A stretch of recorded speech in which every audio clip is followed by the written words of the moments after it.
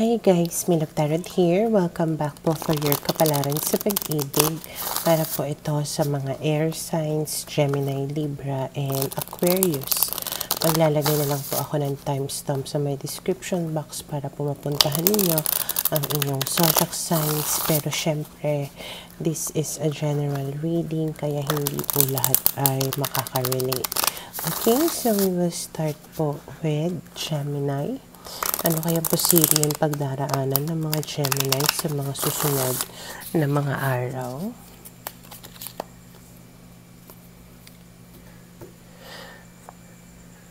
Okay, so we have here the Ten of Air, the Page of Fire, the World card, and the Strength card.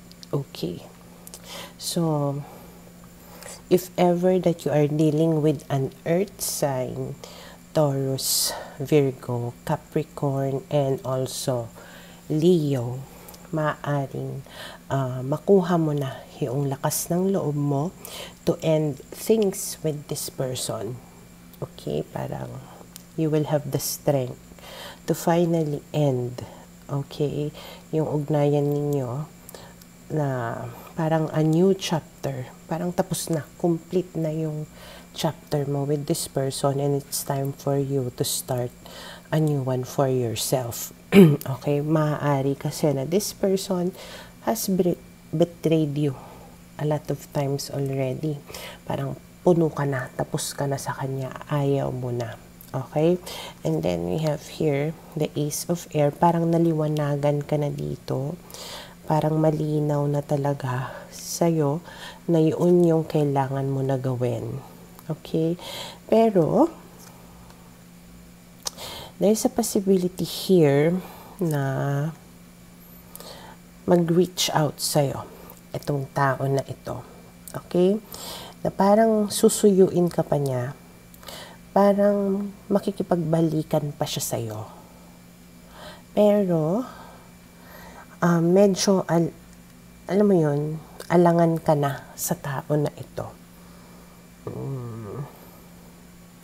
Kasi nga parang na-realize mo na inend mo na, nagkaroon ka na ng strength. Tapos kung kailan handa ka na naharapin ang bagong buhay mo, saka siya ngayon parang makikipagbalikan. So medyo nag-alangan ka dito ng unti. Okay?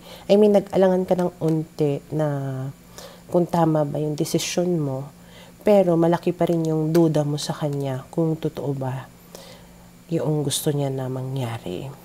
Okay? And then we have here the Justice card, the Sun, and the Eight of Earth. Ayun, iiral yung pagkamarupok mo. In other words, pwedeng makipag-ayos ka sa tao na ito na parang hoping ka na, sige na nga, parang one last time, bigyan ko siya ng chance, baka sakaling this time, totoo na yung mga pinagsasabi niya, baka this time magkaroon na kami ng mas magandang future, baka mas maging masaya kami, ganyan-ganyan. And it can actually happen. Pwede kayong magkaroon ng masaya na pagsasama as long as the both of you are really willing to work things out. And then we have here the Chariot and the Three of Air. At first, there's going to be success, kumbaga doon sa pagkakabalikan ninyo. Pwede nga na at first makaramdam ka ng joy, makaramdam ka ng justice, ganyan, or you are getting what you really want and you are very, very happy with it. Parang feeling mo, patungo na talaga kayo sa maganda, na parang things are going the way that you want them to be. And then biglang Three of Air. Three of Air is either a breakup or a third-party situation. And then lumabas si Seven of Water, which means another option. So, pwedeng magkaroon ulit, eventually, ng third-party situation. Okay, so, ibig sabihin lang, at first, sa una lang masaya. And then, as time goes by again, babalik ulit kung ano man yung naging problema ninyo before, lalo na kung ang problema na yon ay third party. So, hindi lang ikaw ulit yung option niya. Parang open pa rin siya sa ibang option. Or pwede ang sinasabi dito, might as well open yourself to different option. Okay ka na dun sa una Talagang parang ilang beses mo na ako niloko, ilang beses mo na ako binitray. It's time for me to move on. And then bigla lang siya nag-message sa'yo, bigla ka na nag-alinlangan dun sa desisyon mo na mag-move on. And then, ayun nga, at first, masaya. And then, eventually, ganun ulit. So, might as well stick doon sa unang desisyon mo na mag-move on ka na lang. Ilang chances na yung binigay mo sa tao na to. Parang, bigyan mo naman ng limit. Bigyan mo naman ng halaga yung sarili mo. Okay? So, for now, ito'y nakikita ko na posibleng mangyari sa mga Gemini.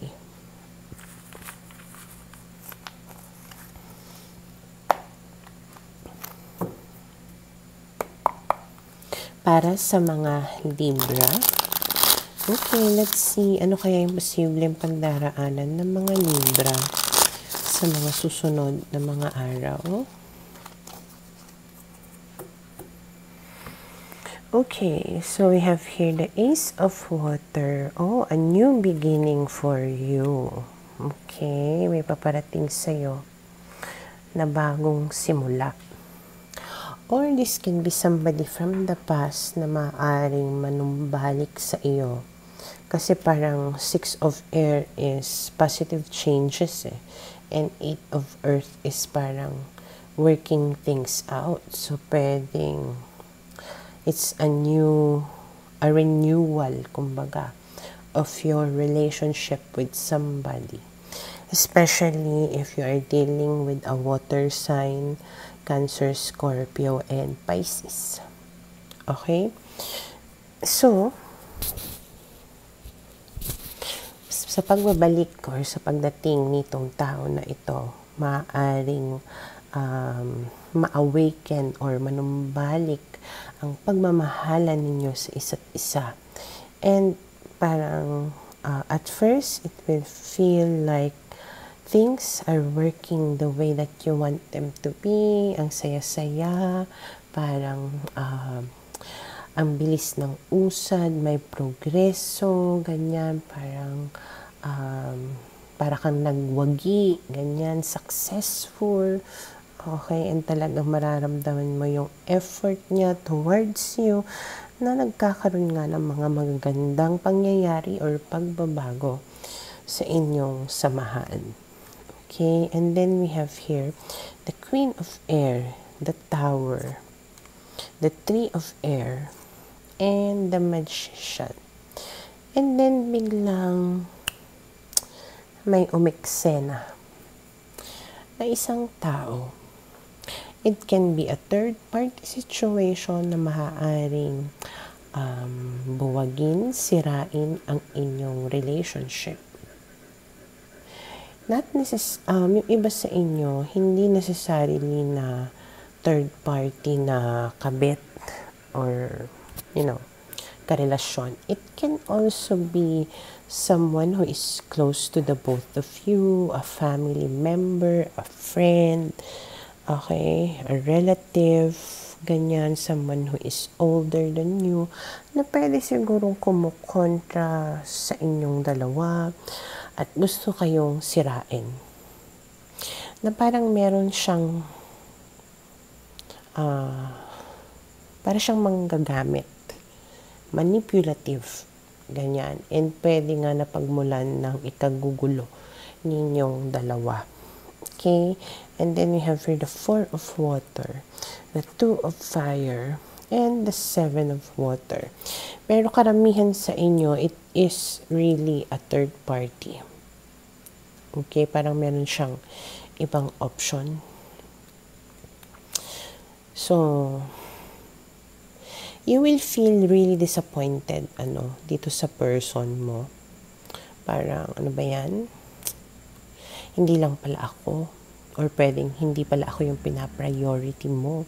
Ang dami-dami mong pinagsasabi ng mga plano, mangyayari with the both of us. Yung pala hindi ako yung priority mo. May iba pa. Okay, so nagkakaroon ka ngayon ng dissatisfaction or discontentment with your person. Okay, and then we have here the Six of Fire and the Ten of Water. But since parang siguro magigilty siya or siguro itatry ka niya na i-please, so makakaramdam ka ng parang panunuyo from your person. Okay, you will feel really loved and cared for. Parang after yung kaguluhan, after ninyong mag-away, after mo i-voice out sa kanya yung disappointment mo, pwedeng magkaintindihan kayong dalawa, and then pwedeng pakalmahin ka niya or suyuin ka niya na mararamdaman mo talaga yung effort niya na pinaparamdam niya sa'yo yung importance mo. And because of that, pwede ulit kayo na mabuo at maging happy. Okay? And then we have here the Queen of Water. And because of that, ayun nga, maaaring maramdaman mo na talagang mahal ka naman nitong tao na to. Siguro lang talaga meron yung mga nagmamanipulate lang, nagtitake advantage noong kahinaan niya. But at the end of the day, okay, parang binabalikan ka rin naman niya. Okay? So, for now, ito yung nakikita ko na posibleng mangyari sa mga Libra.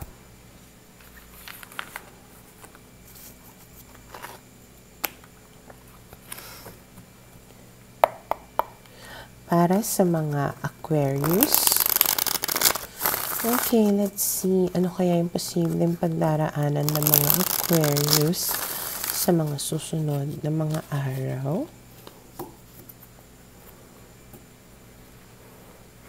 Okay, so we have here the Judgment card, the Queen of Water, the King of Water, and the Eight of Fire. Okay, malaki yung chance na yung person mo is fire sign, Aries, Leo, Sag, and there is also water sign here, Cancer, Scorpio, Pisces. Okay, so maaaring ikaw or siya yung magkakaroon ng realization na ay, mahal ko pala siya or mahal ko pa siya.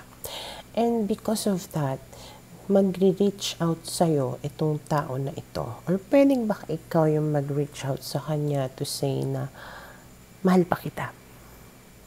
Okay? And parang the feeling is mutual naman. Mahal ka niya, mahal mo siya. It just takes, kumbaga, a realization. Okay? Or parang, basta, parang may kailangan mangyari para matauhan or ma-realize niya na yung pagmamahal na yon para sa isa't isa. Okay? So, magkakaroon kayo ng communication. And then, we have here the High Priestess. Again, water sign. And then, parang liligawan kanyang muli or parang susuyuin. And then, pwedeng maging kayo. Yeah. Six of Water, reconciliation. And then, we have here the Lovers. So, this is somebody na from the past. Okay? Ganyan. Na mahal niya pa ikaw at mahal mo pa siya. At pwede kayong magkabalikan at maging lovers muli. And then, we have here the Seven of Air na pwedeng in the past nag-cheat siguro itong tao na to or pwedeng ikaw nag-cheat. Okay? pero aamin na siya doon, or pwede na guilty na siya doon, na-realize na nga niya yung ginawa niyang pagkakamali. Okay? And then we have here the Ace of Earth, and because of that, maaaring magkaroon kayo ng new beginning kung saan mas committed at mas seryoso kayo sa isa't isa. And then we have here the Three of Earth, which means na you will both compromise or work things out. Okay, parang sabay kayo na inaayos ninyong pareho. Na willing kayo na mag-adjust sa isa't isa, willing kayo na ayusin kung ano man yung mga naging issues ninyo before. Okay, and then we have here the Five of Air, na parang meron talagang nagsisinungaling kasi dito before eh. So parang yun yung isa sa mga issues na aayusin ninyo, yung pagiging honest ninyo sa isa't isa. Okay, na ayaw nyo na ng mga sikreto, ayaw nyo na ng away, parang ganyan, na magiging mas open kayo. Okay, and then we have here the Emperor and the Page of Earth. And because of that, I think mas maninindigan siya ngayon sa inyong relationship. Meron siyang mga plans for the both of you. Maaaring hindi niya lang ito pinapakita or sinasabi sa'yo. Pero meron, and mukhang maaasahan mo naman na magagawa niya yung mga plano na iyon. And then we have here the Two of Air. So kumbaga, it's a matter of a leap of faith. Okay? You might not know what the ending will be, but you are willing to take a risk or a chance and see kung saan ito papatungo. Kasi nakikita mo naman, kumbaga, yung willingness niya na ayusin, at nakikita mo naman na talagang this time parang seryoso siya talaga sa relationship ninyong dalawa. So, kumbaga, ang ano mo is, whatever this will take me, or wherever this will end, parang ganyan, bahala na. Parang I'll be with him or her. Ganon. Okay? So, for now, ito yung nakikita ko na posibleng mangyari sa mga Aquarius.